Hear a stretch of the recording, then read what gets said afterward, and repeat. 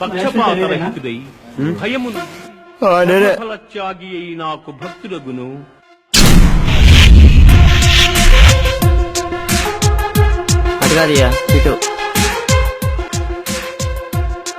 I think you are in wrong place.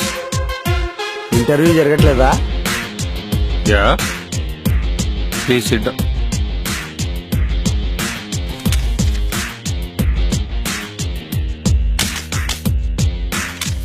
B.Tech? 4 years కాదు 8 years. 8 years? Yep. How silly.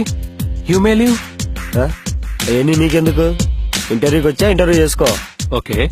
Tell me about yourself. Yes, my name is Mahesh Ucha. I'm from Prodhutur. I studied at Walk the Way Engineering College.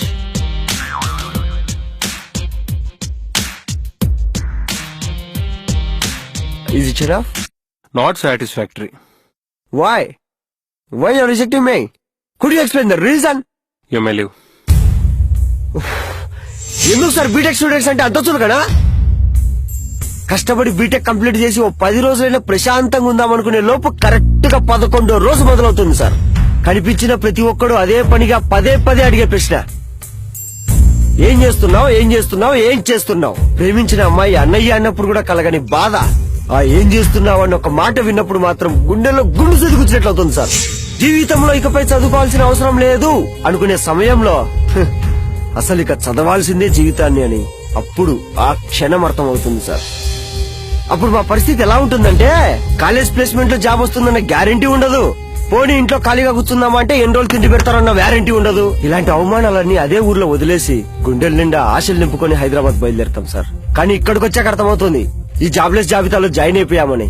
ఈ పోరాటాల్లో పోటీ ప్రపంచంలో ఆరాట పడుతూ అమీర్పేటలో ఉన్న అన్ని కోచింగ్ సెంటర్లలో CA, C++, Java, Oracle, .NET, తొక్క, తోటకూర ఇలా ఎన్నో అర్థం కాని కోర్సులు నేర్చుకొని అర్థమయ్యాయన్న ఫీలింగ్ తో ఇంటర్వ్యూకి వస్తే ఇక్కడ ఉన్నదేమో 20 జాబులు, వచ్చిందేమో 2000 మంది. అంటే 100 మందికి ఒక్క జాబా?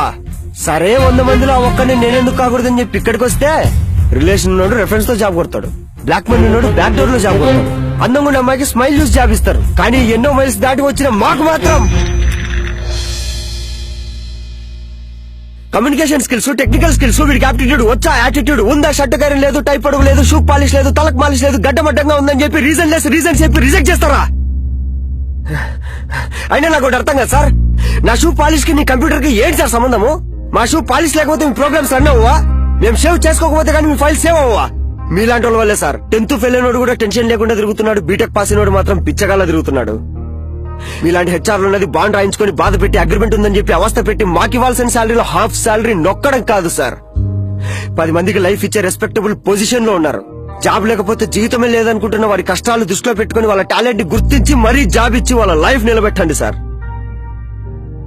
ఫైనల్ గా ఒక మాట, the relationship between HR and jobless should be like RGV and Twitter, but not like RGV and media. గుర్తుపెట్టుకోండి. Hey.